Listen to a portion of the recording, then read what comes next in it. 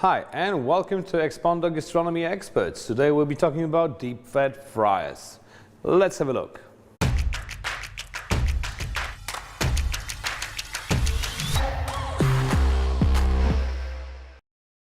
Alright, so as always, first I want to remind you this program is being streamed live, so please use our live chat to let us know what you think and ask questions. The more the better. We will cover the whole subject, which is today deep fryers. On my workbench today I have two devices from Royal Catering, pretty much same but different. Two chamber 10 liters, two chambers 10 liters, so they're pretty similar, they're doing the same thing, however there are small differences. So let me just talk you through some technical details. So this is a conventional fryer. It works with 2 times 3000 watts, so they're quite powerful, individually powered of course, so each heating element has its own power supply, which is for a reason, because the power is so high. With 3000 watts it requires 2 circuits, separate circuits. If you put it on the same circuit it will most likely trip the safety. Operation very easy, so you have 2 controls. Obviously you have the on and off switch, then you have a temperature control, so you can set the temperature between 50 and 200 degrees. You have 2 indicator lights. The first one will light up as soon as you plug it into a power source. The second is the heating indicator, which indicates that the device is currently operating. So you'll see this light flashing during service because the temperature control will turn the heating element on and off in order to maintain the desired temperature. Alright, of course the device comes with covers for each chamber. These, by the way, they are not for like a splash cover, to be used as a splash cover. This is a very common mistake. I see it happen all the time. Basically, in order to stop the fryer from splashing, people put the cover on, which causes condensation, underneath it, and the water is dropping back into the hot oil, which is causing more splashes. So, of course, it comes with 2 baskets. The cool thing about the basket is, well, for transportation probably purposes, it's foldable, so you can take the handle off, but generally it is a cool feature because you can put the basket into a dishwasher to give it a run or 2 in order to clean it properly, and you don't need to put the plastic in. The plastic is more sensitive to a dishwasher, will most likely break after a while if you use it in a dishwasher, so you can drop the basket in it. The only downside, however, is, and I will show you that in a second, basically you have to click it in so it's firmly mounted, but I've noticed over the time we've been testing the machine, if you're doing a lot of frying, a lot, and you're shaking the fries and you usually banging when it's hanging under there, you're banging it to drip dry it, this handle tends to loosen up. But the thing is, you can buy these baskets separately, so if after a while it's just sort of like you're moving too much, you can either weather it in, that's not a problem, or tie it in with some zip ties, make sure they're heat resistant, or you can change it completely with no problem at all. Alright, the fryer itself. The conventional fryer is a very simple device, but there's a couple of elements I want to show you in particular. First of all, there's an option, as there you go, there's a mark how much oil you need for minimum and maximum level. The cool thing is you can lift the heating element up and it will lock itself in upward position. So if you just happen to drop something into the oil or something went through the weaving of the basket and it's swimming in the oil and you want to clean the oil on the go, you can do so. When you lift it up in the upward position, the oil drips back down into the oil chamber, so you don't need to make a mess, which is kind of cool. Since we added the heating element, this is a very sensitive and fragile element. First of all, you have the stainless steel coating, but inside there is a copper rod in a ceramic hull, so to say. So it's like a ceramic cover. So that's why these are a little bit sensitive. You have to be careful how you treat them. They're not to be banged against a workbench, table or whatever. So you have to be careful while cleaning. Because when you break the ceramic color, basically the fryer will stop working, or will tend to well, overheat or break the circuit, and you have funny stuff happening during service. So you need to be careful with this one. It is quite sturdy, but then again, just keep in mind the ceramic inside. In order to stabilize it, the producer put a sort of stainless steel framing. That's just to secure the heating element, but also in order to create the so-called cold zone. So basically, another cool feature before I get to it, you can take the heating element off completely, just like so. And so you can clean the chamber, whatever, do what you have to do, and this can be put aside, which is kind of cool. Like, even when you're changing oil or, I don't know, servicing the part, you can just simply take it out. You don't need to send the whole thing for repairs. You just take the element off that is not working. But generally, these devices are so simple, they actually work quite well and for a long time. But back to the cold zone effect. Basically what happens is it creates some space between the bottom of the deep fryer, the chamber, and the heating element, creating what I mentioned is a cold zone effect. So basically what happens is the heating element heats up the oil above it, and it creates sort of like a colder zone underneath it, because it's not heating up straight from the bottom. So should anything fall out of the basket or anything and sink to the bottom of the chamber, it will not burn. Hence it will prolong the life of the oil, and it will increase the comfort and of course the smell and taste of anything that you're frying. So this is actually a cool thing. Before I get to the other bit, there you go. Cleaning. Cleaning is a huge thing if it comes to fryers. It needs to be done quickly, effortlessly, and as safe as possible.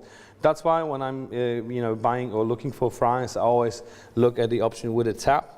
Just because you just put a container underneath it, you just drain the oil, and you can do it in this case while still operating, so you can still have one chamber going, drain the other one, and you can still keep on working and change the oil with no problem. You just open the tap and that's it. However, very often I came up with the problem, namely the drain being clogged up. In this case, not a problem. There's a little sieve on the drainage, just like so. So this actually prevents any bigger bits and pieces to go into the tap, and they prevent clogging up. So a very simple solution, but it actually works really well. All right, and now to the induction fryer. This is basically, as I said, is sort of like a very similar piece of equipment. Also 2 chambers with a capacity of 10 liters each. It works with 3.5 kilowatts of power. So they really, product value really strong. Excuse me. And let's have a few words about it. As usual, 2 covers. Just take it off. Really cool thing is that the basket is fixed with a handle, so that actually is really cool because it doesn't wobble around, and it's really solid. So let me explain the concept about the induction fryer. How does it work?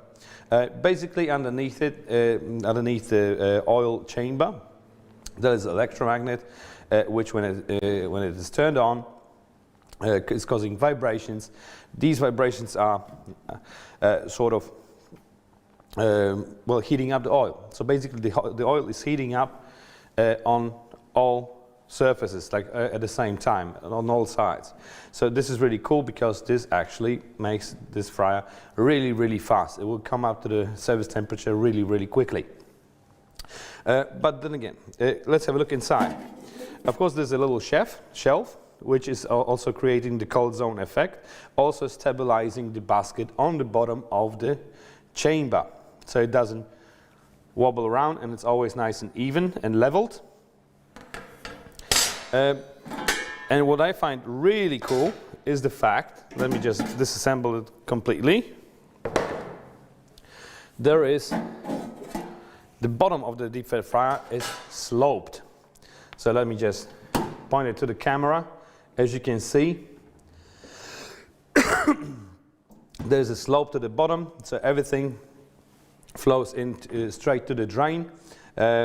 And in case of the normal conventional fryers, when the bottom is level, sometimes when you drain it, you need to tilt the whole thing a little bit. Like, you know, I'll find myself doing it many times. That's kind of dangerous. But otherwise, you'll just leave some oil in the chamber. And, well, it needs to be drained completely in order to put the new one in. Also, a touch screen and a LCD display, which is kind of cool. It looks really nice in the kitchen. You can set the temperature between 60 up to 190 degrees in 10 degree steps, which is kind of cool, because you don't need to go through all the degrees. And, you know, I believe that 10 degree steps are precise enough, I would say, for everything that you would do. Of course, it has a timer function, and what I find really cool, like, you can either set it up for heating or keep it warm, so that's another cool feature. And like, you know, I'm getting to the really cool feature is the oil, check oil kind of light. So every time you turn it on, the device will automatically ask you to check the oil level, because for induction fryers especially, it is very important that it is covered. Otherwise, it will just simply heat up the empty container, and well, it may get damaged, basically. Also, similar for both devices is the reset button, or actually I forgot to mention, this device has a main on and off switch. So once you plug it in, you can turn it on, and then you can operate from the touch panel. But generally, you are able to disconnect the device completely from the power source. And I mentioned overheating. When a device, both of these devices, when they reach a certain temperature, when you work really intensively for the whole day, and there is a risk of overheating and permanent damage, it will trip the safety. Once it trips the safety, the device will turn off completely. And in order to reset it, you have to unplug it from the power source. We'll let it cool down, so a few minutes, I mean like 15-20 minutes probably, to let it cool down. And in order to reset it, there's a reset button in the back. So it has a protective cap on. Just unscrew the protective cap, press the button, plug it back in, and the device should work again. So these are the basic features. But as I said, the two devices are pretty much used the same way. They're exactly the same if it comes to capacity, so 10 liters each. So you have 5 liter or 5.5 liters in the induction fryer as the maximum oil level, and they're pretty much doing the same thing in the restaurant for the same purpose. So why should I choose one over the other one? First of all, it's the price. So let me quickly check my cheat sheet about the price.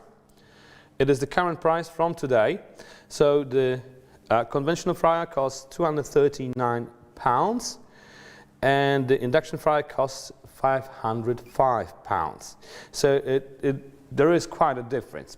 So first of all, it's the difference in materials. As you can tell probably from the film, from the clip, these parts are made out of much higher quality steel. That's the one thing, so they're much more durable and resistant to scratches. They're easier to clean, but generally, that's the thing. But the biggest difference is in the operation. So in a normal busy restaurant, I wouldn't turn my conventional fryer off completely. Not knowing when the customers will arrive, not knowing what they will order, I will probably keep it on a low temperature at least. to keep it warm, and I would crank it up when I see customers coming into a restaurant. With an induction fryer, it is so fast, so quick if it comes to heating up, that I would actually completely turn it off. Just wait for the guests once they arrive, or wait for the order. If the order is something that needs frying, then I would turn it on. It literally takes a couple of minutes to heat it up to service temperature. So in order to save money over long term, that's probably the better solution. If you're not frying a lot, however, well, if you need a double barrel fryer, you probably do fry a lot, but generally this is a much simpler device. It is far easier to repair and service, that's the whole thing, and it's just as efficient as the induction fryer if it comes to frying. The time differences are really marginal, as in I fried a basket of fries, same amount, 1.5 kilos of frozen fries. It took 4.5 minutes in the conventional fryer, and it took 2.5 up to 3 minutes in an induction fryer. So it is a little faster than a conventional fryer, so that causes more savings because you can turn it off after frying after 2 minutes. So even though it's more powerful, you can save some energy, because you're faster, basically. That's the whole thing. All right, so what else is really important? We've been through operation, we've been through capacities, we've been through cleaning. Cleaning is a whole thing, big thing. I think it's much easier to clean the induction fryer because there's no heating element. As you can imagine, and you probably had the experience many times, it is quite problematic to go through all these spirals and get it really properly clean. And also, when you do the boil out, as in you put detergent in it with water and you want to boil it through, just remember when the open heating element, you have to be careful because it's an electrical device. One thing I forgot to mention with this one, it has an additional safety. So when you put it back on, let me just put it in the upward position, there is a button, so the device will automatically turn off as soon as you lift it up with the oil. This button needs to be depressed, so in order to make it work again, when you put it level, it will depress that button, and now the device is ready to operate. All right, so that's about it. I see there's no questions, so I will wrap up. If you come up with a question or if you want to share some thoughts on it, just feel free to write us an email on the address below. It will all come into my mailbox. I try to answer all my mails individually. If there's more to a certain topic, we will make another clip of it. So that's about it. I thank you guys very much for watching, and I hope I see you next time.